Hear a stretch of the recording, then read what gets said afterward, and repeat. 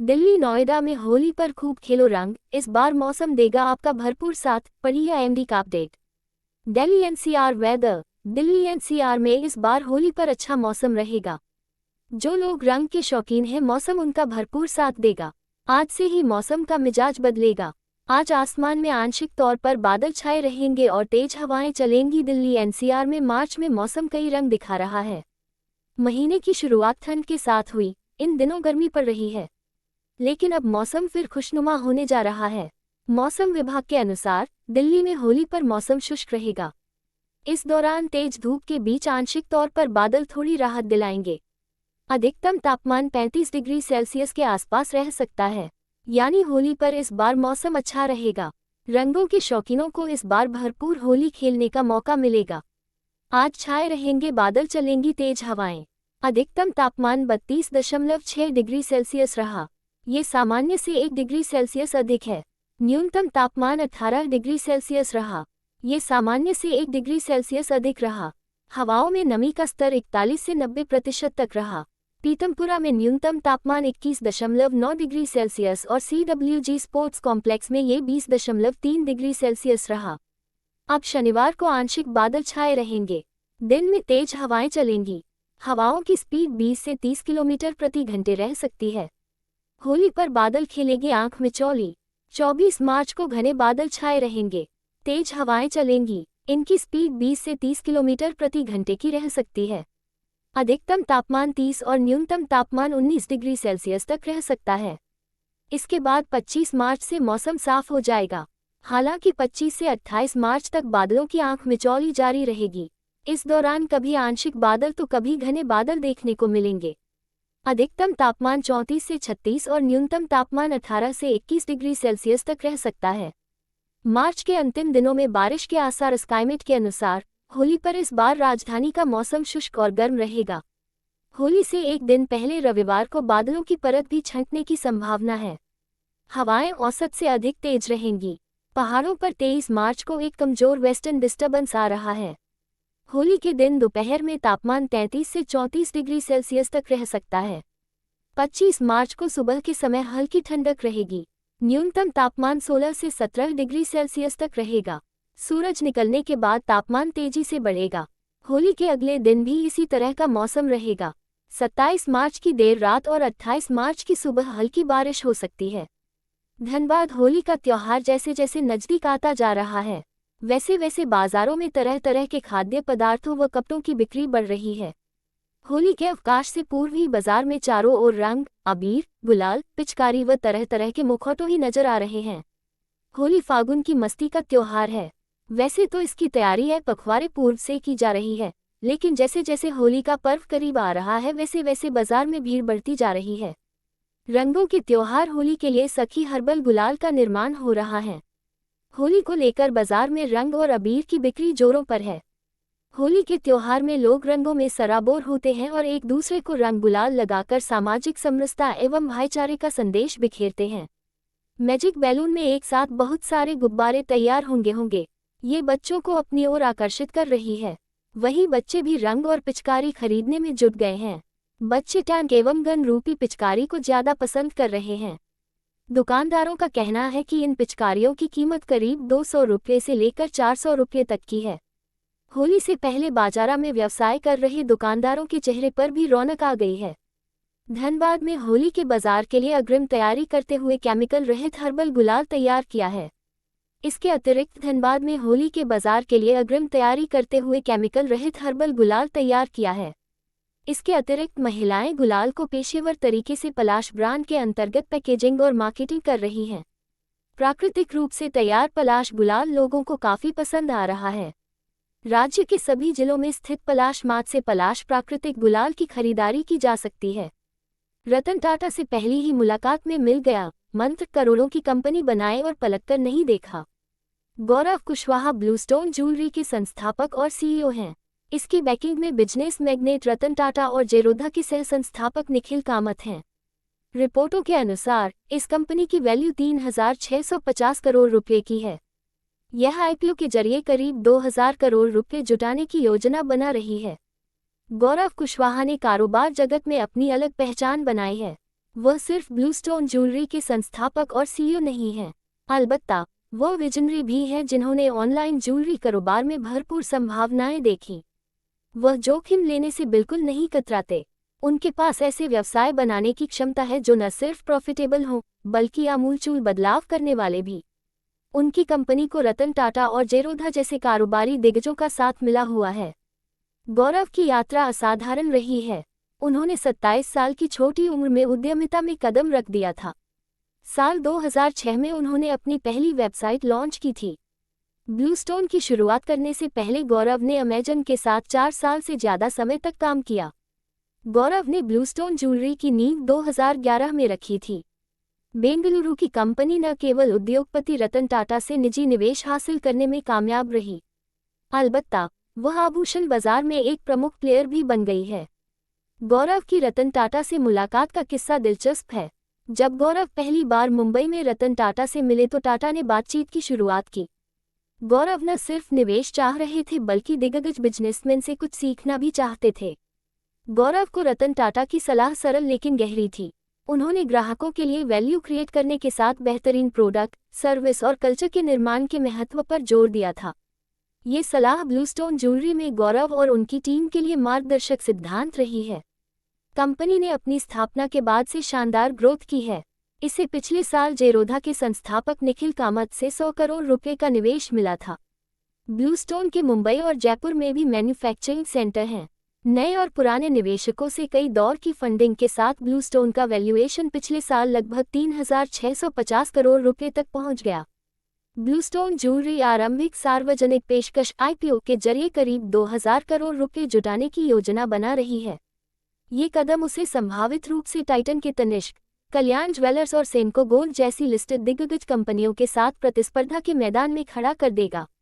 अन्य शहरों के अलावा ब्लूस्टोन के मुंबई और जयपुर में मैन्युफैक्चरिंग हब हैं। CSK vs RCB highlights. बदला कप्तान पर नहीं बदले तेवर, चेन्नई में अब ऋतु का राज, सीएसके ने बेंगलुरु को 6 विकेट से रौंदा। CSK vs RCB highlights. Chennai super Kings ने रॉयल चैलेंजर्स बेंगलुरु को हराकर अपने आईपीएल 2024 के अभियान की शुरुआत की है। चेन्नई के घरेलू मैदान पर 2008 में आखिरी बार जीत हासिल करने वाली आरसीबी के हाथ एक बार फिर निराशा लगी। चेन्नई के लिए तेज गेंदबाज मुस्तफिजुर रहमान ने 4 विकेट लिए। Chennai, defending champion Chennai super Kings ने जीत के साथ आईपीएल 2024 की शुरुआत की है। नए कप्तान ऋतुराज गायकवाड़ की अगुवाई में अपने घरेलू मैदान पर चेन्नई ने रॉयल चैलेंजर्स बेंगलुरु को 6 विकेट से हराया। गेंदबाज मुस्तफिजुर रहमान ने अपनी वेरिएशन के बूते 4 विकेट झटके। इसके बाद भी आरसीबी की टीम 173 रनों तक पहुंचने में सफल रही। जवाब में चेन्नई ने ताबड़तोड़ बैटिंग की। नियमित अंतराल पर विकेट गिरे लेकिन टीम ने 8 गेंद बाकी रहते ही मुकाबले को अपने नाम कर लिया। आरसीबी की टीम 2008 के बाद चेन्नई को चेपॉक पर नहीं हरा पाई है। शिवम दुबे ने नाबाद 34 और रविंद्र जडेजा ने 25 रन बनाए। कार्तिक और अनुज ने मुश्किल से निकाला। 78 रन पर 5 विकेट गिरने के बाद रॉयल चैलेंजर्स बेंगलुरु मुश्किल में थी, लेकिन अनुज रावत ने 48 और दिनेश कार्तिक ने नाबाद 38 रन बनाकर बीच छठे विकेट के लिए 95 रन की साझेदारी की। शुरू में सतर्क होकर खेल रहे रावत ने देशपांडे पर 3 छक्के और 1 चौके जड़कर पारी का रुख बदल दिया, जिससे आरसीबी ने अपने आखिरी 6 ओवर में 83 रन बनाए। कप्तान फाफ डुप्लेसिस ने 35 रन की पारी खेली। रावत ने अपनी पारी के दौरान 4 चौके और 3 छक्के लगाए। इससे पहले मुस्तफिजुर ने अपने पहले 2 ओवरों में 4 विकेट लेकर आरसीबी का स्कोर 5 विकेट पर 78 रन कर उसे दबाव में ला दिया था। पारी में पहले मुस्तफिजुर ने दबदबा बनाया, लेकिन उसके बाद रावत ने सूझ समझ वाली पारी खेली। अगर माथिसा पाथिराना सीएसके में शामिल होने के लिए फिट होते तो शायद मुस्तफिजुर को अंतिम एकादश में जगह नहीं मिलती। डुप्लेसी को रोकने के लिए लगाए गए मुस्तफिजुर ने पावरप्ले में पिच की मदद से 2 विकेट चटकाए। क्रीज पर जूझते रहे विराट कोहली। मुस्तफिजुर ने डुप्लेसी के बाद रजत पाटीदार को आउट किया। दीपक चाहर ने फिर ग्लेन मैक्सवेल को भी खाता भी नहीं खोलने दिया। 2 से ज्यादा महीनों बाद पहला प्रतिस्पर्धी मैच खेल रहे विराट कोहली ने 20 गेंदों पर 21 रन बनाए। पावरप्ले में केवल 6 गेंदों का सामना करने के बाद कोहली का पहला आक्रामक स्ट्रोक महेश तीक्ष्णा की गेंद पर छक्का था, लेकिन 2 महीने के पितृत्व अवकाश के बाद वापसी के दौरान वह लय में नहीं दिखे। वह गलत समय पर लगाए पुल शॉट के कारण कैच आउट हुए। अजिंक्य रहाणे ने डीप मिड विकेट पर कैच लिया, लेकिन वह फिसलने वाले थे तो उन्होंने इसे रचिन रविंद्र की ओर फेंका, जिन्होंने कैच लपक लिया। कोहली के बाद मुस्तफिजुर ने कैमरन ग्रीन 18 रन को बोल्ड किया। चेन्नई सुपर किंग्स की तेज शुरुआत। चेन्नई सुपर किंग्स ने जवाब में तेज शुरुआत की। पहली ही गेंद पर कप्तान ऋतुराज ने चौका मारा। दूसरे सलामी बल्लेबाज रचिन रविंद्र और खतरनाक मूड में थे। तीसरे ओवर में उन्होंने सिराज को छक्का और चौका मारा। यश दयाल के खिलाफ चौथे ओवर की आखिरी गेंद पर ऋतुराज 15 रन बनाकर आउट हुए, लेकिन रचिन ने अपना रुख नहीं बदला। अलजारी जोसेफ को 5वें ओवर की पहली ही गेंद पर उन्होंने छक्का जड़ दिया। पावरप्ले के आखिरी ओवर में अजिंक्य रहाणे ने छक्का समेत 13 रन बनाए और टीम को 62 रनों तक पहुंचा दिया। 7वें ओवर में करण शर्मा के खिलाफ एक छक्का मारने के बाद रचिन ने फिर कोशिश की, लेकिन बाउंड्री लाइन पर पकड़े गए। उन्होंने 15 गेंद पर 3 छक्के और 3 चौकों की मदद से 37 रन बनाए। डेरल मिचेल ने 9वें ओवर में लगातार 2 छक्के मारे, लेकिन मयंक डागर ने 2 किफायती ओवर डालकर आरसीबी की वापसी कराई। अजिंक्य रहाणे 19 गेंद पर 27 रन बनाने के बाद कैमरून ग्रीन की गेंद पर आउट हुए। इसके बाद ग्रीन ने अपने अगले ओवर में डेरल मिचेल को भी आउट किया। जडेजा और दुबे ने लक्ष्य तक पहुंचाया। 110 रनों पर 4 विकेट गिरने के बाद लगा कि चेन्नई सुपर किंग्स मुश्किल में है। रविंद्र जडेजा और शिवम दुबे तेजी से रन भी नहीं बना पा रहे थे। इसके बाद भी दोनों ने संभलकर बैटिंग की और मौके मिलने पर हाथ खोले। 19वें ओवर में दोनों ने मिलकर टीम का लक्ष्य तक पहुंचा दिया। जडेजा और दुबे के बीच 5वें विकेट के लिए नाबाद 66 रनों की साझेदारी हुई। आईपीएल 2024 में कमेंट्री करने पहुंचे ओरी को देख लोगों का फूटा गुस्सा, बोले भारतीय क्रिकेट के इतिहास का काला दिन। सेलिब्रिटीज के साथ फोटोज क्लिक कराना और पार्टी शादी में एक फोटो का मोटा पैसा चार्ज करने वाले ओरी अब बॉलीवुड तक ही सीमित नहीं रहे। वह पहुंच गए हैं आईपीएल 2024 के मैदान में। उन्होंने कमेंट्री की और लोगों के निशाने पर आ गए। सोशल मीडिया पर उनकी जमकर आलोचना हो रही है। आईपीएल 2024 का आगाज हो चुका है। मैदान पर क्रिकेट टीम उतरती, उसके पहले बॉलीवुड हस्तियों ने रंग जमा दिया। जहां बड़े मियां छोटे मियां के लिए अक्षय कुमार और टाइगर श्रॉफ पहुंचे और सबको देशभक्ति में रंगने के साथ साथ अपने अपने गानों पर झूमने पर मजबूर कर दिया। वहीं दिग्गज सिंगर्स AR रहमान, सोनू निगम, मोहित चौहान ने भी सुरों की तार छेड़ने में कोई कसर नहीं छोड़ी।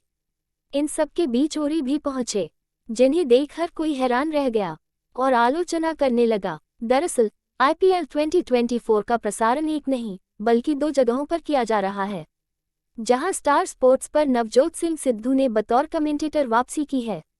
वहीं जियो सिनेमा पर क्रिकेट के दिग्गज अपनी कमेंट्री से दर्शकों को 12 भाषाओं में जानकारी देने का प्रयास करेंगे। हालांकि ये तो हुई जानकारी। खबर है ओरी, जिन्हें देख कुछ का माथा खराब हो गया। आईपीएल 2024 में ओरी की कमेंट्री। ओरी ने जियो सिनेमा पर कमेंटेटर्स के पैनल को ज्वाइन किया। वह कुछ देर यहां कमेंट्री बॉक्स में मौजूद रहे। सचिन तेंदुलकर और वीरेंद्र सहवाग के सामने उन्होंने अपना हेलीकॉप्टर शॉट भी दिखाया। इसके बाद वीरेंद्र से भी अपना फेवरेट शॉट दिखाने को कहा गया तो उन्होंने कहा कि अगर उन्होंने अपना फेवरेट शॉट खेला तो ओरी को शूट करने के लिए स्टेडियम के बाहर जाना पड़ेगा, क्योंकि मुझे छक्का मारना बहुत पसंद है। ओरी को देख लोगों का फूटा गुस्सा। एक यूजर ने ओरी की वहां की फोटो पोस्ट करके लिखा, ये ओरी कौन सा क्रिकेट एक्सपर्ट है? ये आदमी वर्ल्ड कप के हीरोज के साथ स्टेज शेयर कर रहा है।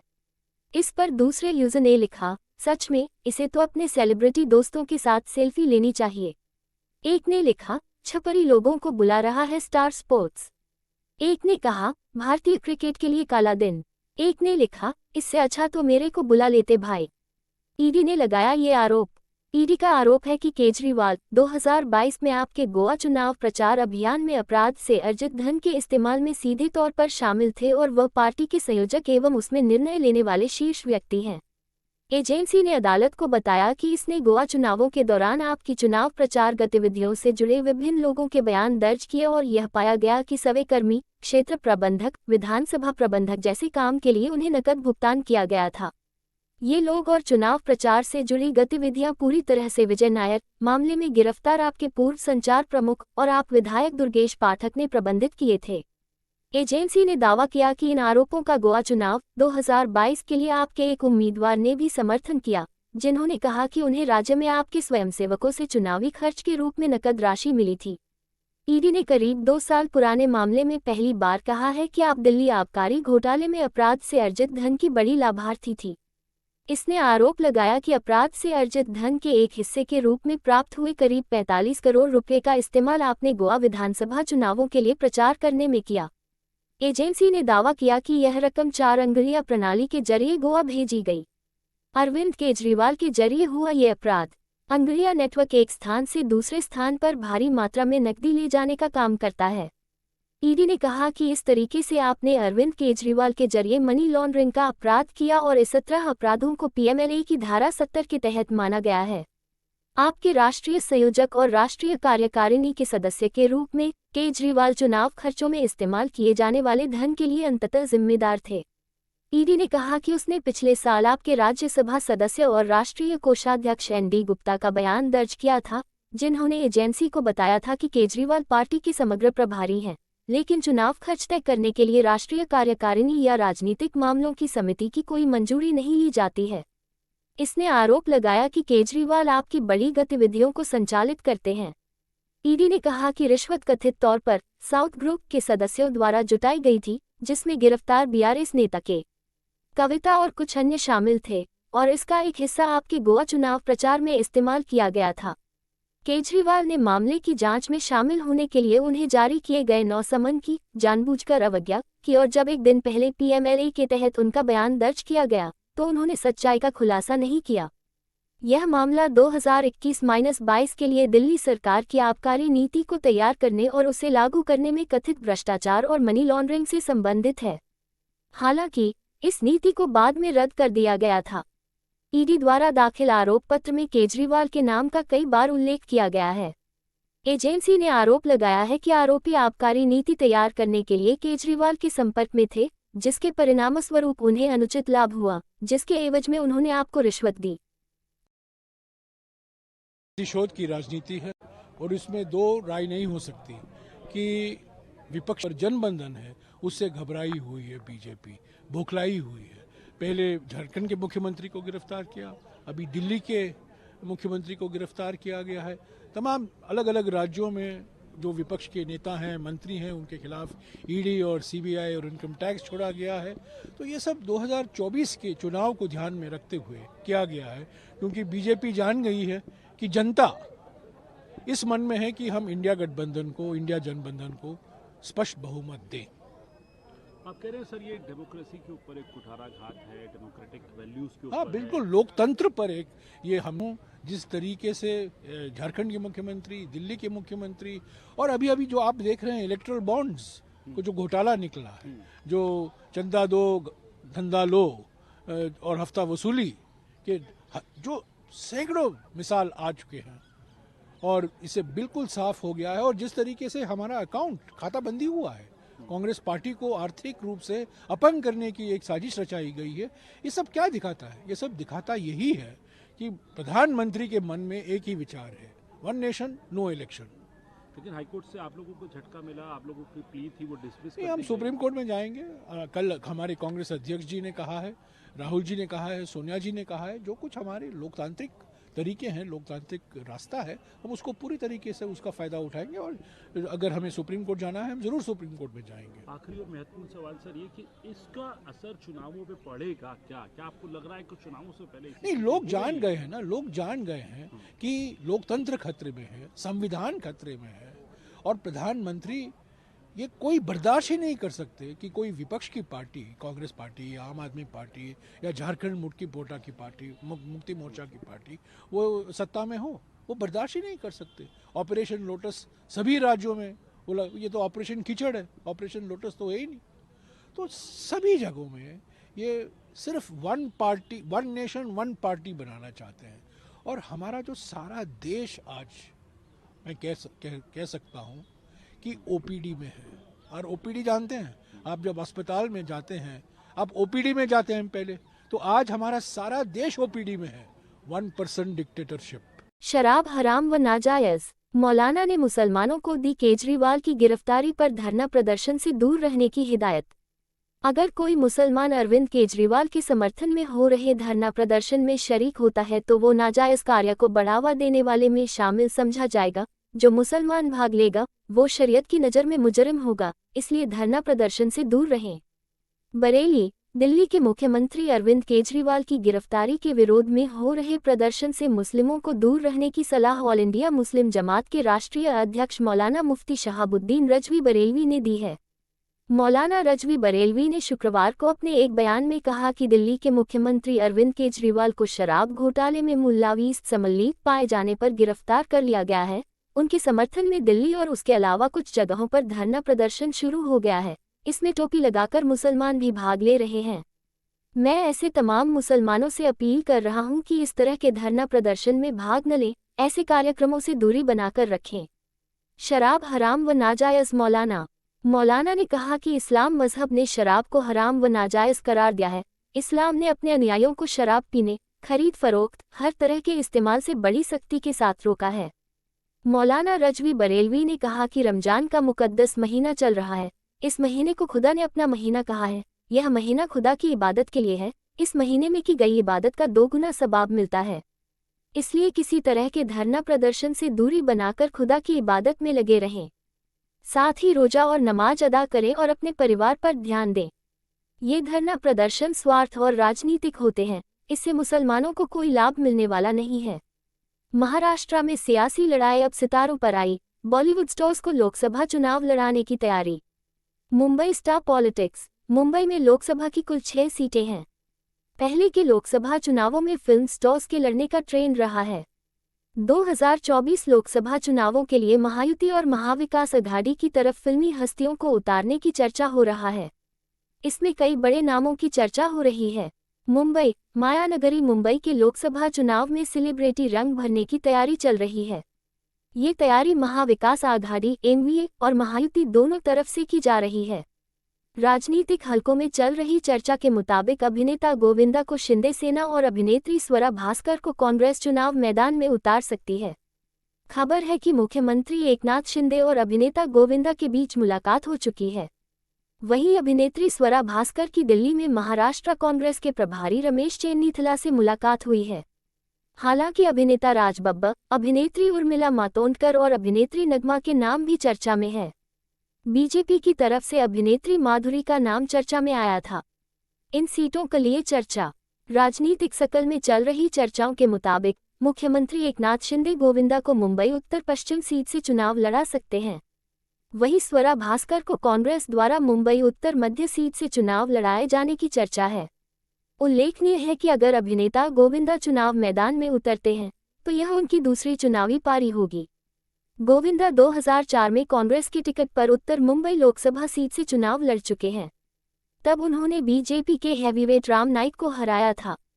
2004 में गोविंदा को 5,59,000 से ज्यादा वोट मिले थे। इस बार उन्हें जिस मुंबई उत्तर पश्चिम सीट से चुनाव लड़ाए जाने की चर्चा है वो सेलिब्रिटी सीट रही है। से पहले इस सीट पर 1999 और 2004 में अभिनेता सुनील दत्त चुनाव जीत चुके हैं। कांग्रेस से है नजदीकी। जहां तक स्वरा भास्कर की बात है, स्वरा सोशल मीडिया पर बेबाकी से अपनी राय रखती नजर आती हैं। वह अक्सर अपने पोस्ट के जरिए सरकार और प्रधानमंत्री नरेंद्र मोदी पर निशाना साधती रही हैं। स्वरा भास्कर कांग्रेस के नजदीक रही हैं। वे राहुल गांधी की भारत जोड़ो यात्रा में शामिल हुई थी। इसके बाद हाल ही में जब 17 मार्च को राहुल गांधी मुंबई में पदयात्रा की थी तो उन्होंने इसमें शिरकत की थी। अगले 2 दिनों में उनकी उम्मीदवारी पर अंतिम फैसला होने की संभावना है। स्वरा भास्कर के लिए यह पहला चुनाव होगा। स्वरा भास्कर के पति फहाद अहमद समाजवादी पार्टी के नेता हैं। अरविंद केजरीवाल अरेस्टेड। केजरीवाल ने आबकारी घोटाले में सीएम होने का फायदा उठाया, पढ़े ईडी ने कोर्ट में लगाए क्या क्या आरोप। दिल्ली के सीएम अरविंद केजरीवाल को आज राउस एवेन्यू कोर्ट ने 28 मार्च तक के लिए ईडी की रिमांड में भेज दिया है। सुनवाई के दौरान ईडी ने कोर्ट में कहा कि दिल्ली सरकार के मंत्रियों, आप नेताओं और अन्य व्यक्तियों के साथ सांठगांठ करने वाले मुख्यमंत्री अरविंद केजरीवाल दिल्ली आबकारी घोटाले के सरगना और मुख्य षड्यंत्रकारी हैं। प्रवर्तन निदेशालय ईडी ने शुक्रवार को दावा किया कि कथित आबकारी घोटाला मामले में अपराध से अर्जित कमाई की बड़ी लाभार्थी रही आम आदमी पार्टी आप द्वारा मनी लॉन्ड्रिंग कराए जाने के लिए अरविंद केजरीवाल ने स्वयं के दिल्ली के मुख्यमंत्री पद पर होने का फायदा उठाया। ईडी ने उनकी हिरासत मांगते हुए मनी लॉन्ड्रिंग रोकथाम अधिनियम (पीएमएलए) के तहत गठित विशेष अदालत से कहा कि दिल्ली सरकार के मंत्रियों, आप नेताओं और अन्य व्यक्तियों के साथ सांठगांठ करने वाले मुख्यमंत्री अरविंद केजरीवाल दिल्ली आबकारी घोटाले के सरगना और मुख्य षड्यंत्रकारी हैं, जिसके बाद अदालत ने केजरीवाल को 28 मार्च तक ईडी की हिरासत में भेज दिया। ईडी ने रिमांड पत्र में क्या दावा किया? ईडी ने अपने रिमांड पत्र में दावा किया कि अरविंद केजरीवाल कुछ खास लोगों को फायदा पहुंचाने के लिए आबकारी नीति 2021-22 तैयार करने की साजिश रचने में संलिप्त थे और वह इन्हें इस नीति के जरिए फायदा पहुंचाने के एवज में शराब कारोबारियों से रिश्वत की मांग करने में शामिल रहे। भारतीय राजस्व सेवा (IRS) के पूर्व अधिकारी केजरीवाल को ईडी ने गुरुवार रात prevention of money laundering act (PMLA) के तहत दिल्ली के सिविल लाइन स्थित उनके आधिकारिक आवास से गिरफ्तार किया था।